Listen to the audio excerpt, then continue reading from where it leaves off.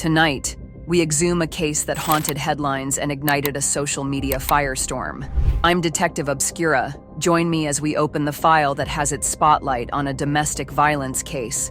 An autopsy on Gabby Petito confirms that the young woman was strangled. The story of Gabby Petito, a picturesque van life dream, twisted into a chilling nightmare.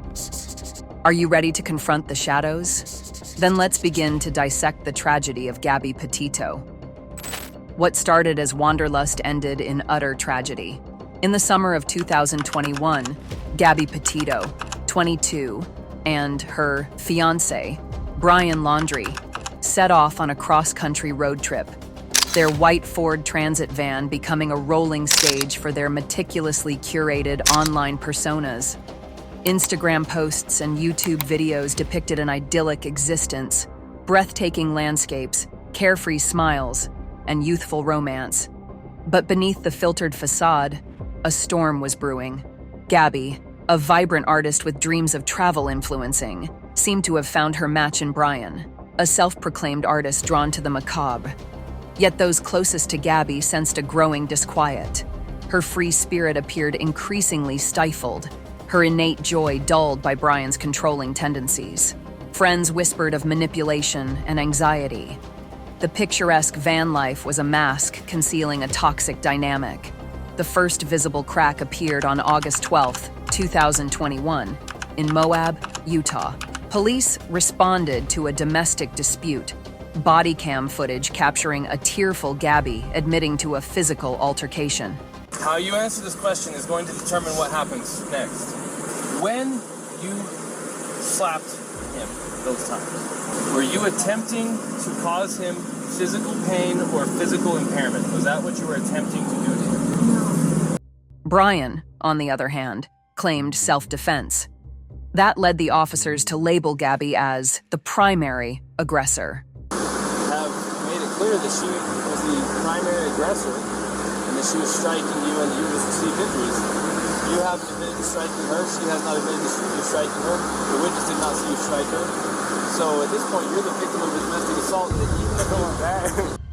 The officers made the decision to separate the couple for the night, a decision that would later be heavily scrutinized. Happened here, a little slap fight between fiancés who love each other and want to be together. Can I perceive that this is going to digress into the situation where he's going to be a battered man? Right. But then again, I don't have a crystal ball. Could this have been the turning point?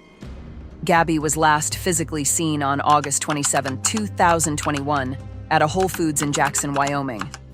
In the days that followed, her family received a series of unsettling text messages from her phone, messages that raised immediate suspicion. One particularly jarring detail: a text referred to her grandfather as Stan, a name Gabby never used, leaving her mother convinced that someone else was sending the messages. As concern mounted, communication from Gabby abruptly ceased. Then, on September 1st, 2021, Brian Laundrie returned alone to his family's home in Northport, Florida, driving Gabby's van, but with no sign of Gabby herself. The silence surrounding her whereabouts deepened the mystery, and it became clear that Gabby had vanished. On September 11th, 2021, Gabby's family reported her missing, igniting a nationwide search fueled by citizen sleuths and true crime obsessives. The worst fears materialized on September 19. Gabby's remains were found in Wyoming's Bridger-Teton National Forest, a haunting end to a weeks-long search. The autopsy uncovered a grim reality. She had died from manual strangulation, compounded by blunt force injuries, evidence of a violent and tragic death. Brian Laundrie, declared a person of interest in Gabby's disappearance, vanished soon after returning to Florida. As suspicion mounted, a federal warrant was issued, not for murder, but for the unauthorized use of Gabby's debit card. The search came to a grim close on October 20th, 2021, when his skeletal remains were discovered in a Florida nature reserve. Near his body, investigators found a notebook containing a chilling confession. He admitted to killing Gabby, framing it as an act of mercy. He had died by suicide, a single gunshot ending his life, but igniting a storm of unanswered questions that still echo today. The Gabby Petito case was a spectacle of the digital age. The public became investigators, scrutinizing every online interaction, every photo, searching for hidden clues. Investigators struggled to sift through the deluge of information, separating fact from fiction. The Moab Police Department's handling of the August 12 incident became a lightning rod for criticism. Did they fail Gabby? Did their actions enable Brian? A lawsuit ensued, alleging negligence, but it was ultimately dismissed due to governmental immunity. The Laundrie family's actions further fueled suspicion. Their silence, their delayed reporting of Brian's disappearance. What secrets were they guarding? A civil suit was filed against them, accusing them of inflicting emotional distress and withholding information, settling confidentially, shrouding the truth in further mystery. Brian Laundrie presents a disturbing psychological puzzle. His notebook confession, while suspect, offers a glimpse into a fractured mind. His claim of a mercy killing is contradicted by the brutal reality of Gabby's death. Experts suggest Laundrie may have exhibited traits of narcissistic personality disorder, a need for control, a disturbing lack of empathy, and an inflated sense of entitlement. His behavior towards Gabby, documented in police footage and witness accounts, suggests a pattern of manipulation and emotional abuse. Laundrie's fascination with dark themes and his detachment from reality hint at a deeper disturbance. Was he suffering from an undiagnosed mental illness, or was he simply a monster cloaked in human form? Gabby, on the other hand, may have been trapped in the insidious cycle of battered woman syndrome, a common response from victims of abuse.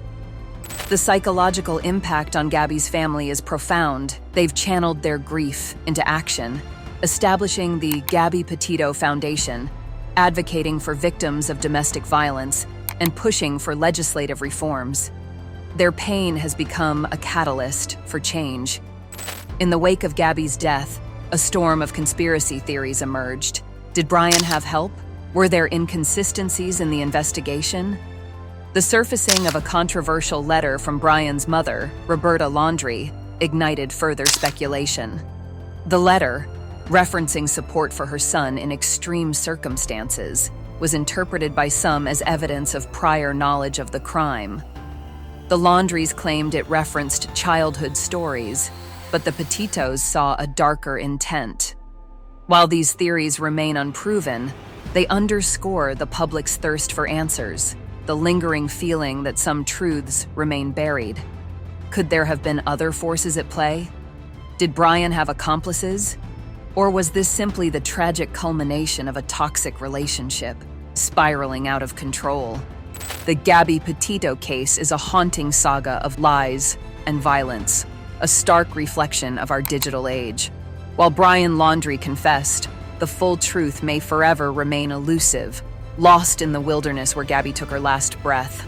This case serves as a chilling reminder of the darkness that can lurk beneath the surface, the importance of recognizing the signs of abuse, and the urgent need for support for victims and their families. What shadows linger in this story? Was Brian truly acting alone? Or was a darker force pulling the strings behind the scenes? Whispers still echo in the silence. Are the authorities keeping secrets? Could Brian still be out there, alive and walking free? Share your insights in the comments below. Don't forget to like and subscribe as we journey into the darkness of true crime. Stay curious, stay safe,